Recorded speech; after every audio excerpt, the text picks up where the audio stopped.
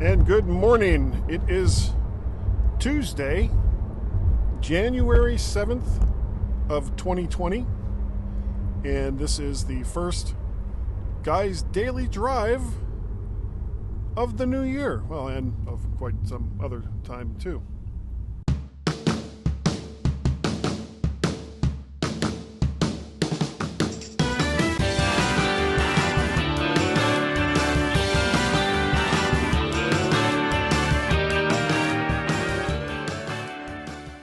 And hello, it is Guy's Daily Drive for the first time in God only knows how long, because I haven't been paying attention to the time length in between episodes. And I should be doing better at this. I should. I'm not going to make any more promises about how often Guy's Daily Drive is going to come out, because with it being winter, you know, the morning is usually too cold and too involved. It's difficult to record a Guy's Daily Drive in the morning. And by the time I leave work for home, it's dark. Because, you know, daylight savings time that's a thing. So I will continue to do just the best that I can and get these out as often as I can. And I don't expect that they'll be all that often. But the reason why I'm doing one today, the reason why I had the opportunity to do one today, is that I am on one of my all-time favorite roads, Maryland 210. And by favorite, I mean it sucks and I hate it. So, you know, that kind of favorite. The only road that I dislike more than Maryland 210 is the Pennsylvania Turnpike, which I have spoken of in previous Guy's Daily Drives. But I will say this, the Pennsylvania Turnpike has to be one of the all-time, in my opinion, worst roads to travel on for any long distance. It's just bad. Don't like it at all. But the reason why I'm on 210 is because I'm going to the dentist. He's going to redo some old fillings that are not in the best of shape. So that's a thing. I like my dentist. I wish I could see him outside of going to have my teeth drilled or pulled or extracted or new ones put in. Every time I go there, and he's a super nice guy, but every time I go to see him, there's always pain involved. Always pain involved. Nobody likes that. I certainly don't. I guess I can't speak for everyone. There are some people out there who do enjoy pain, I suppose. Then they must really love going to the dentist. So, it is a new year. It's a new decade. And to fill you in on some of the events that's been going on since the last time I did a Guy's Daily Drive. On the sad front, we had some pet deaths. We lost Bert, our guinea pig, who was a really, really good guinea pig. I know some people like guinea pigs, some don't. Bert the guinea pig was a very, very good guinea pig, very friendly and engaging, and would, you know, just do all the things that you wouldn't expect guinea pigs to do. Now, we did replace him. We got 2 more guinea pigs from the Humane Society. We do not buy guinea pigs, so that we, you know, here's the thing. If A lot of people get guinea pigs from pet stores, and you really shouldn't. They go to give them to their kids, and the kids, after the initial, oh gee, look, a guinea pig, don't give a crap about them anymore. So what happens is mom and or dad end up taking care of it, and after a while, a lot of the mom or dads get tired of taking care of it, so they dump them. Take them to the Humane Society, or worse, just put them outside. And so every single time that we have lost guinea pigs, and we've been getting guinea pigs for 20 plus years, it's always from the Humane Society, and it's always because somebody else discarded some guinea pigs. So don't do that. That's just mean and cruel. If your child won't take care of an animal, or if they're not mature enough to take care of an animal, don't get them a pet. Just don't. It's not right. Now, other sad news. Our black kitty Shadow succumbed basically to old age. She was about 15 and started having seizures about a month before she passed, and it just got worse and worse and worse. We tried all different kinds of medications. Nothing was really making any difference, and we think essentially what happened, she just got wore out and couldn't take it anymore, and passed away at home, which was the best of all scenarios. If you have a pet that is going to die, better they do it at home than to put them in a carrier and then take them to the vets with all the screaming people and other pets that aren't happy to be there. So Shadow got to pass away at home with her family, and she spent most of her last day sitting in Tracy's lap, covered in a towel, because she was just having seizure after seizure. So that was sad. Now, onto stuff that isn't quite as sad, or isn't sad at all. We had Thanksgiving at my son Peter's house, or home. He and his girlfriend Liza cooked everything, except for a couple of little things that we brought a pie. But it was unusual. They had duck, they had pork, they had a couple different items that I don't typically associate with Thanksgiving, but it was all delicious, and the best part, I didn't have to cook, I didn't have to clean. All I had to do was sit at the table with my fat ass and eat food. That's the kind of holiday I like. Now, Christmas came along, and that was really good. That was really fun. And typically, I don't normally get gifts that are helpful for me when it comes to technology, mostly because I get most of the stuff that I need as I need it, and I'm not typically going to wait until somebody gets it for me. But this time, Guy Jr., who looked upon my Amazon wish list,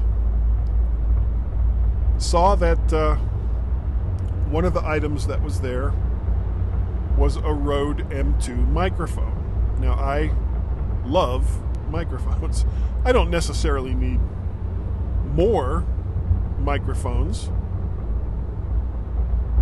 Well, who am I kidding? I always need more microphones. I love microphones. I have way too many microphones. But this was an unusual microphone because it was a condenser microphone. And if you don't know what the difference is between dynamic and condenser microphones, in a nutshell, and this is typical, this isn't a hard rule of thumb, dynamic microphones are much better in a noisy or live environment because just the way that the microphone is created, it drops off a lot of the ambient noise that surrounds it and pretty much just concentrates on whatever's being spoken directly into it, which is good, or played into it. Condenser microphones are typically much brighter, don't require anywhere near the amount of gain that a dynamic microphone needs. However, they do have a tendency to pick up any and all background noise that's being generated from whatever the area is that it's playing in. And because I don't have a treated room, I've been mostly using dynamic microphones while podcasting. But this was the Rode M2. Sorry. Which is a condenser microphone, so it requires 48 volts phantom power. However, in whatever way that Rode made this microphone, it also acts a lot like a dynamic microphone. So it's really good for a condenser microphone at reducing the amount of background noise that you'll typically see in an untreated room, your basement or wherever it is that you record at, because you don't have professional facilities, so you record wherever it is that you have the space to record in, which is fine. And the microphone, though, it really surprised me. I had read some reviews, and I had considered getting one, but hadn't pulled the trigger, which is why it was on my wish list. And when I opened the box and saw that that's what Guy had gotten me, I was very pleasantly surprised. And I was even more surprised when I hooked it up. And it sounded great. It sounded really good. So it's been my go-to microphone for the last few weeks as I try it out. It's a really nice microphone and I like it.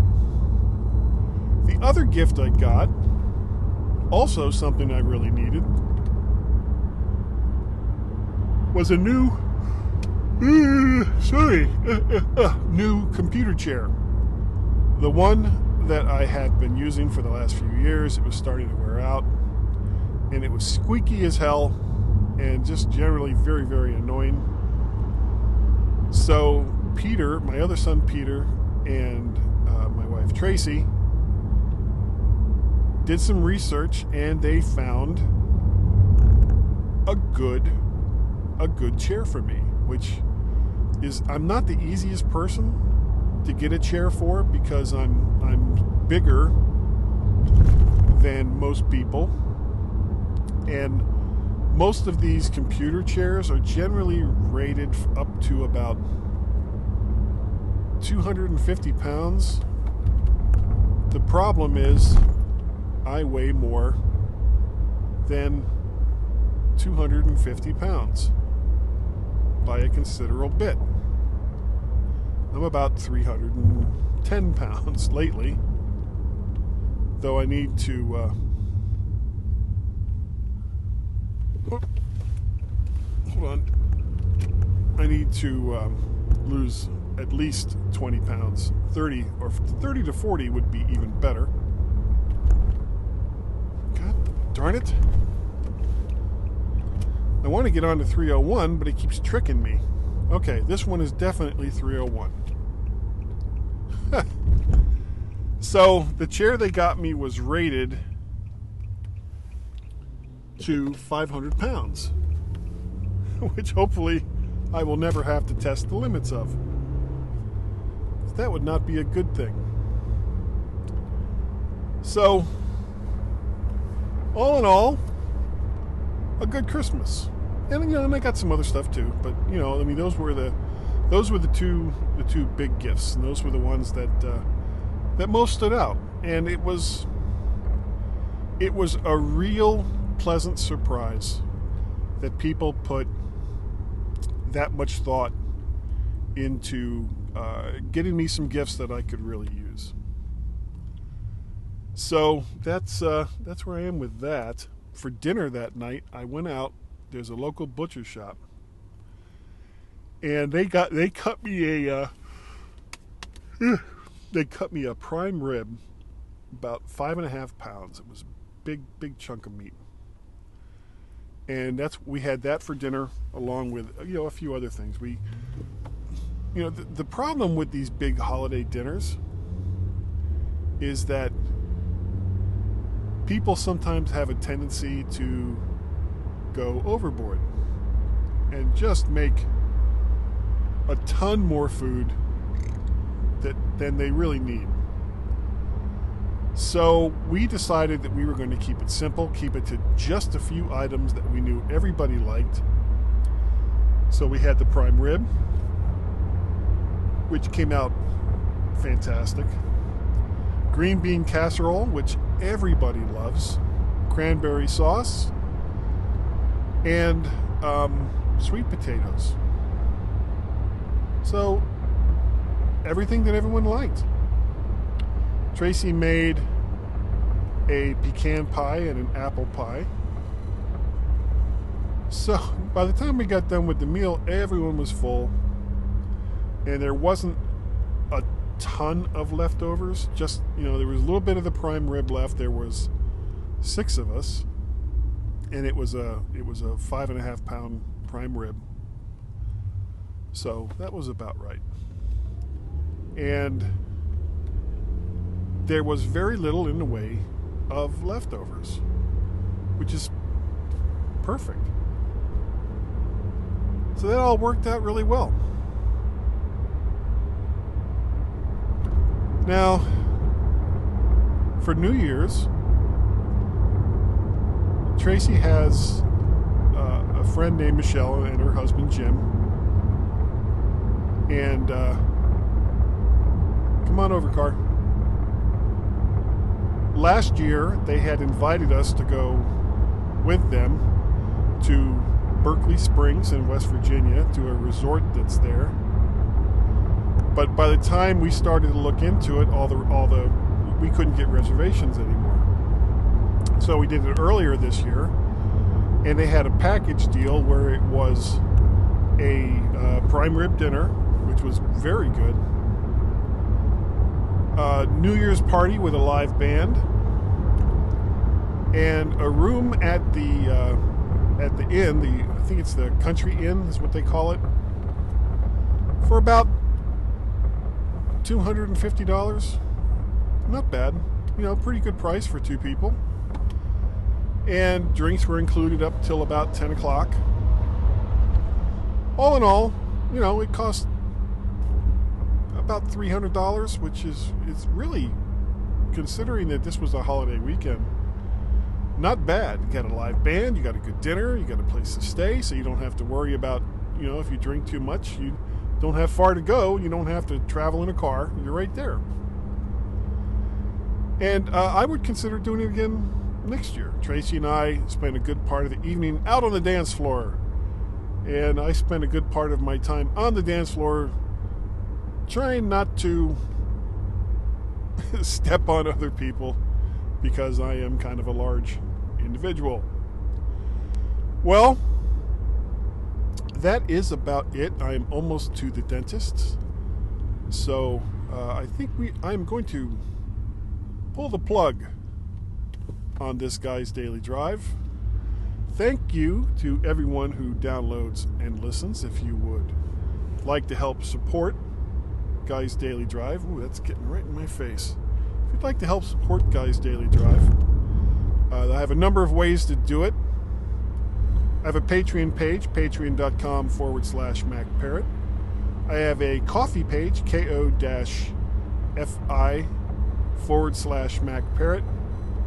And I have a PayPal page, paypal.me/MacParrot. Any of those ways you can contribute and help me pay the bills for the 2 or 3 different podcasts that I do. Besides this one, of course, there's the Mac to the Future Go livecast that I do on Wednesday nights at 8 p.m. And the ever-present MyMac.com podcast that I do with Gazmaz nearly every single weekend. We are like 2 episodes away from our 500th podcast, going back well over 10 years.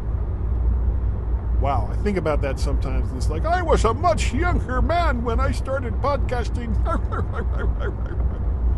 Anyway, that is gonna do it, I think, for this guy's Daily Drive. Again, thank you all for downloading and listening. And I will see you next time. Bye-bye.